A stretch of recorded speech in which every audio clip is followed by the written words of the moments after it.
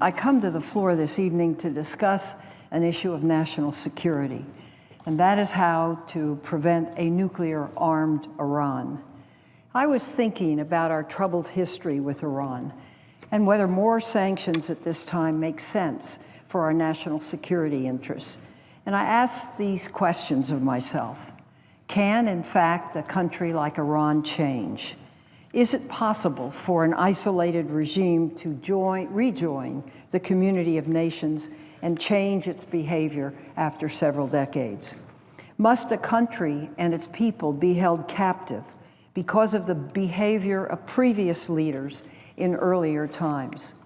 So I thought back on history. I was a young girl during World War II. I remember when Imperial Japan killed millions in Southeast Asia, and particularly China, during its brutal wars of expansion. Today, Japan is a peaceful democracy and one of this nation's strongest allies in Asia. I remember when Hitler and the German Third Reich committed unspeakable atrocities across Europe, including the murder of 6 million Jewish citizens. Germany is now a close ally, a leader in the European Union, an institution created to ensure a war never again occurs in Europe. I remember General Franco's Spain, which was so diplomatically and economically isolated that it was actually barred from the United Nations until 1955. Spain is now a close partner of the United States and a fully democratic member of the European Union. The former Yugoslavia, Vietnam, and South Africa have all experienced tremendous change in recent decades. Independent states have emerged from the painful dissolution of Yugoslavia. Vietnam has opened itself to the international community, but still has much progress to make. And South Africa has shed apartheid and has emerged as an increasingly stable nation on a much divided continent. So I believe countries can change. This capacity to change also applies to the pursuit of nuclear weapons. At one time, Sweden, South Korea, and Argentina each pursued nuclear weapons. Following World War II, Sweden pursued nuclear weapons to deter foreign attack. It mastered nuclear technology and built and tested components for a nuclear weapon. It may have even obtained enough nuclear material to build a bomb. But in 1970, it signed the Nuclear Non-Proliferation Treaty, and it ended its nuclear weapon program. In the early 1970s, South Korea actively sought a nuclear device. The United States heavily pressured South Korea not to go nuclear. And in April of 1975, South Korea signed the Non-Proliferation Treaty and halted its nuclear weapons activity. Throughout the 1980s, when it was ruled by a military junta with an egregious human rights record, Argentina had a covert nuclear weapons program. It built uranium production, enrichment, and reprocessing facilities, and it attempted to develop nuclear-capable ballistic missiles before abandoning its nuclear weapons program and ratifying the NPT in 1995. So the question comes, is Iran willing to change its past behavior and abandon its pursuit of a nuclear weapon? It may well be, and it's the job of diplomacy to push for that change. I believe there are positive signs that Iran is interested in such a change, and I'd like to explain my reasons. The election of Hassan Rouhani was a surprise to many longtime observers of Iran, because he campaigned in support of repairing Iran's relationship with the West. And since his inauguration, he has tried to do exactly that. For the first time since the Iranian Revolution, the leaders of our countries have been in direct communication with each other. Where once direct contact, even between senior officials, were rare, now Secretary of State John Kerry and Undersecretary of State Wendy Sherman are in near constant contact with their Iranian counterparts. Those conversations produced the historic Geneva Agreement, which goes into effect in 6 days on January the 20th. Candidate Rouhani also promised to increase nuclear transparency, and he has delivered on that as well. Even before the Geneva interim agreement was reached, Iran slowed uranium enrichment and construction for the Iraq heavy water reactor. Maybe for technical reasons, maybe not, but it's slowed. Iran has also re-engaged with the IAEA to resolve questions surrounding its nuclear activities. So what has been achieved in Geneva? The interim 6-month agreement reached between the P5+1 countries, and those are big countries: the United States, China, Russia, the UK, France, Germany. This agreement freezes Iran's nuclear program in place, while a comprehensive agreement is negotiated in the next 6 months. This agreement caps Iran's stockpile of enriched uranium at 5%. It stops the production of 20% enriched uranium. It requires the neutralization of Iran's stockpile of 20% uranium. It prevents Iran from installing additional centrifuges or operating its most advanced centrifuges. It prohibits it from stockpiling excess centrifuges. And it halts all significant work at the Iraq heavy water reactor and prevents Iran from constructing a plutonium reprocessing facility. Most importantly, the interim agreement imposes the most intrusive international inspection regime ever. International inspectors will independently verify whether or not Iran is complying with the interim agreement. So for the first time, the International Atomic Energy Agency inspectors will have uninterrupted access to Iran's enrichment facilities at Natanz and Fordo, centrifuge production plants, centrifuge assembly facilities, and Iran's uranium mines and mills. And finally, Iran is required to declare all planned new nuclear facilities. In exchange, the P5+1 negotiators offered sanctions relief limited to $7 billion, an aspect of the interim agreement that's been criticized, and I want to talk about it for a moment. Here are the facts on that sanctions relief, which in my view does not materially alter the biting sanctions that have devastated Iran's economy. The vast majority of sanctions relief comes in the form of Iranian repatriation of $4.2 billion of its own money. Iran will continue to lose $4 to $5 billion a month in lost oil revenue from existing sanctions. Iran will not have access to about $100 billion of its own reserve trapped by sanctions abroad. For perspective, the total estimated sanctions relief is valued at approximately only 1% of the Iranian economy, hardly a significant amount. I would like to take a moment to detail what's not in the interim agreement. First, it does not enable Iran to a right to enrich. The United States does not recognize such a right for the 5 non-nuclear weapon states that currently have enrichment programs, and we will make no exception for Iran. But Iran does have a right to peaceful nuclear energy if it fully abides by the terms of its safeguards agreement under the NPT. Secondly, the agreement does not in any way unravel our core oil and financial sanctions. Others have argued the suspension of any sanctions against Iran will unravel the entire sanctions regime, and that's false. The Obama administration has taken action to ensure that does not happen.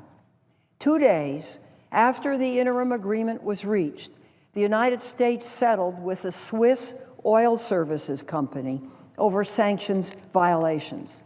The settlement was more than $250 million. It was the largest against a foreign firm outside the banking industry. On December 12th, the administration announced the expansion of Iranian entities subject to sanctions. These entities either helped Tehran evade sanctions or provided support to Iran's nuclear program. On January 7th, the administration halted the transfer of 2 Boeing airplane engines from Turkey to Iran. Through these actions, the Obama administration has made it abundantly clear the United States will continue to enforce our sanctions against Iran. Third, the agreement does not codify the violation of UN security resolutions. Critics have attacked the interim agreement for its failure to completely halt all of Iran's nuclear enrichment by noting that 6 United Nations security resolutions have called on Tehran to do so, and it has not done so. The purpose of the UN resolutions was not to suspend nuclear enrichment indefinitely. Instead, these resolutions were designed to freeze Iran's nuclear activities until the IAEA could determine whether or not Iran's activities were for exclusively peaceful purposes. Now, this is an important point. The interim agreement achieves what the United Nations 6 resolutions could not. It freezes Iran's nuclear progress while a comprehensive, verifiable agreement is being negotiated over the next 6 months. The interim agreement was only possible because a strong international sanctions regime has worked to convince rank and file Iranians, candidly, enough is enough. According to the State Department, as a result of these sanctions, Iran's crude oil exports have plummeted from approximately 2.5 million barrels a day in 2011 to around 1 million barrels per day in recent months. And this decline alone costs Iran $3 to $5 billion per month in lost revenue. In total, 23 importers of Iranian oil have eliminated or significantly reduced purchases from Iran. Iran, in fact, currently has only 6 customers for its oil: China, India, Turkey, South Korea, Japan, and Taiwan. In the last year, Iran's gross domestic product shrunk by 5.8%. Its GDP shrunk in a year by 5.8%, while inflation is estimated to be 50% or more. Prices for food and consumer goods are doubling and tripling on an annual basis, and estimates put unemployment as high as 35%, while underemployment is pervasive. This is why Iran says enough is enough. The sanctions are biting, and they are biting deeply. And there's no need to put additional sanctions on the table at this time. This body may soon consider the Nuclear Weapon-Free Iran Act. And that's a bill to do exactly the opposite, to impose additional sanctions against Iran, do it now, and hold it in abeyance. Before casting a vote, senators should ask themselves, what would happen if the bill passes and a promised veto by the president is not sustained? I'd like to give you my view.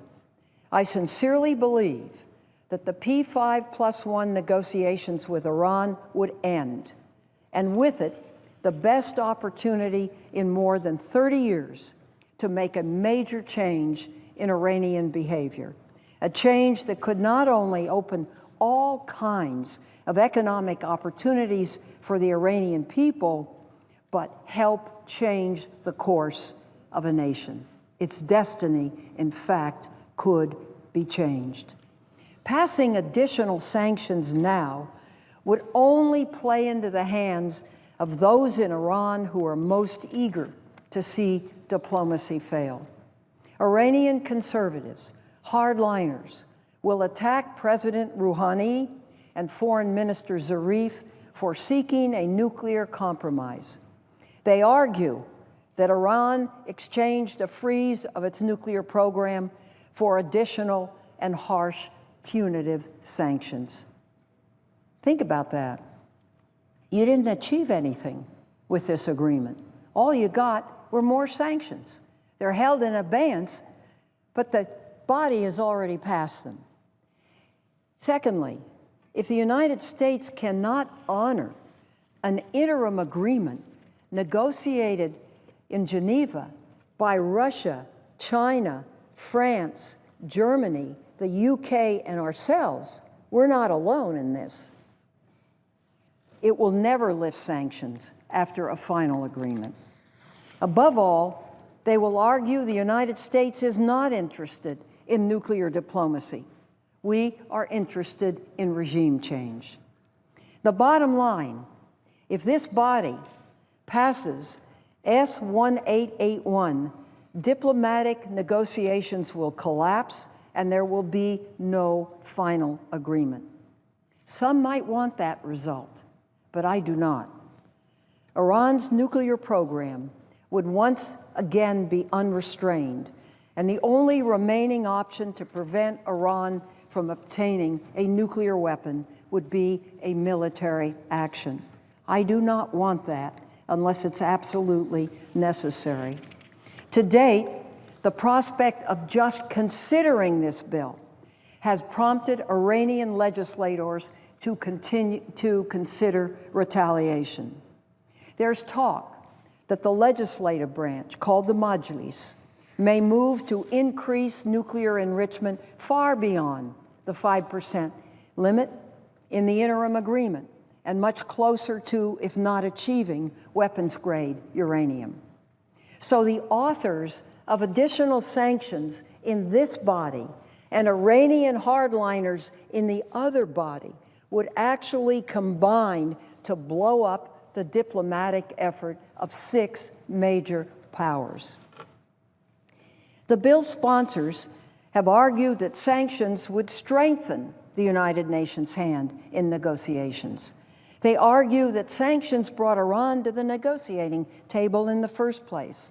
They contend that additional sanctions would force Iran to abandon its nuclear program. I could not disagree more. Let me give you the views of a few other people who are knowledgeable in the arena. Dr. Paul Pillar, the former senior U.S. intelligence official and current professor at Georgetown University, recently wrote, and I quote, "It's the prospect of having U.S.-led sanctions removed that will convince Iran to accept severe restrictions on its nuclear program. Threatening Iran with additional sanctions now, after it has agreed to the interim agreement, and the interim agreement is about to go into effect, will not convince Tehran to complete a final agreement." I couldn't agree more. If this bill would help our negotiators, as its authors contend, they would say so. This bill is an egregious imposition on the executive's authority to conduct foreign affairs. In fact, our Secretary of State has formally asked this Congress to give our negotiators and our experts the time and space to do their jobs, including no new sanctions.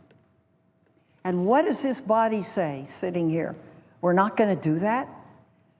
This is a Secretary of State that's of this body, chairman of the Foreign Relations Committee, who has been absolutely prodigious in his efforts to get this interim agreement, has gotten it, and we're going to run the risk that it's going to break apart the next 6 months when a final agreement might well be negotiated.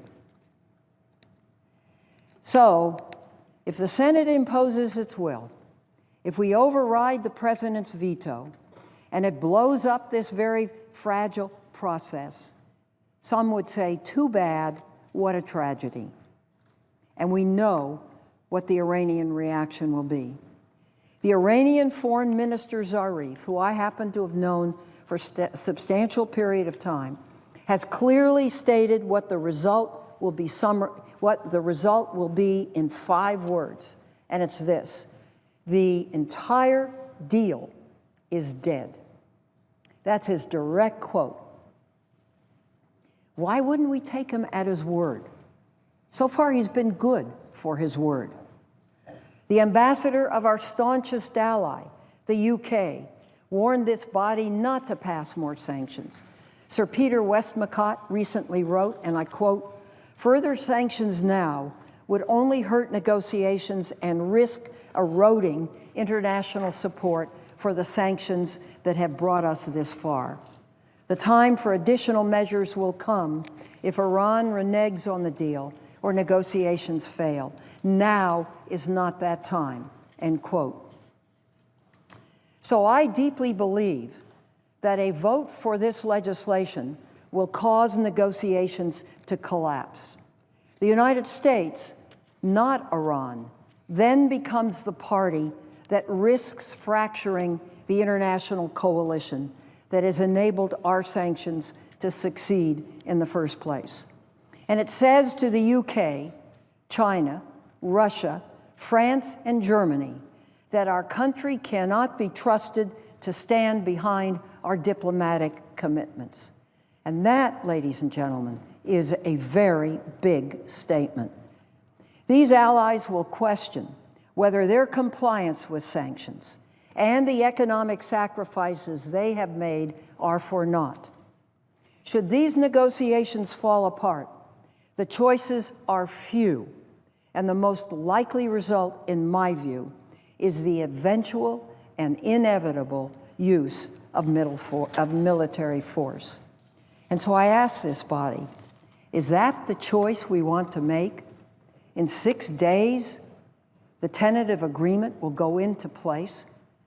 We want to pass this. We don't even want to wait and see what happens. We don't want to wait to see what the IAEA finds when they're in there 24/7, 365 days a year. I think what we ought to do is concentrate on Iranian compliance with the interim agreement. On January 20th, 2014, this agreement comes into effect, 6 days from now. And over the next 6 months, the international community will be able to verify whether or not Iran is keeping its commitments to freeze its nuclear progress. If Iran fails to abide by the terms of the interim agreement, or if a final agreement cannot be negotiated, Congress can immediately consider additional sanctions. And I deeply believe that additional sanctions should only be considered once our diplomatic track has been given the opportunity to forge a final, comprehensive, and binding agreement. And this is what is most distressing.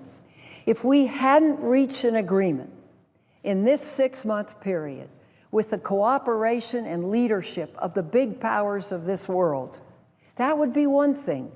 But the fact of the matter is we have reached agreement, and that action is just about to take place. And we're going to jaundice it. We're going to hurt it. We're likely to collapse it. by passing additional sanctions now, which a president of the United States will veto, with the aim of overriding that veto. How does that make any kind of common sense?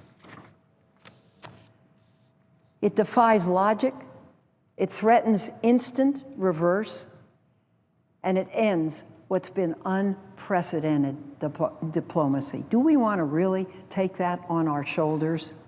And candidly, in my view, it's a march to war. As chairman of the Senate Intelligence Committee, I know the challenges Iran poses to U.S. interests around the world. I see the majority leader on the floor. Would you like me to cease for the moment? Pardon me? Just this. Okay. I said, as chairman of the Intelligence Committee, I know the challenges Iran poses to United States interests around the world. Its patronage of the terrorist group Hezbollah, its support for Syria's Bashar al-Assad through the Revolutionary Guard Corps are two of the most troubling. And I would hope that as a follow-through of diplomacy, we might be able to quell some of these activities. And let me acknowledge Israel's real, well-founded concerns that a nuclear-armed Iran would threaten its very existence. I don't disagree with that. I agree with it, but we're not there yet. While I recognize and share Israel's concern, we cannot let Israel determine when and where the United States goes to war. By stating that the United States should provide military support to Israel in a formal resolution should it attack Iran, I fear that's how this bill is going to be interpreted. Let me conclude. The interim agreement with Iran is strong, it is tough, and it is realistic. It represents the first significant opportunity to change a 3-decade course in Iran and an opening to improve one of our most poisonous bilateral relationships. It could open the door to a new future, which not only considers Israel's national security, but protects our own. So to preserve diplomacy, I strongly oppose the Nuclear Weapons Free Act. Thank you very much, Mr. President. I yield the floor.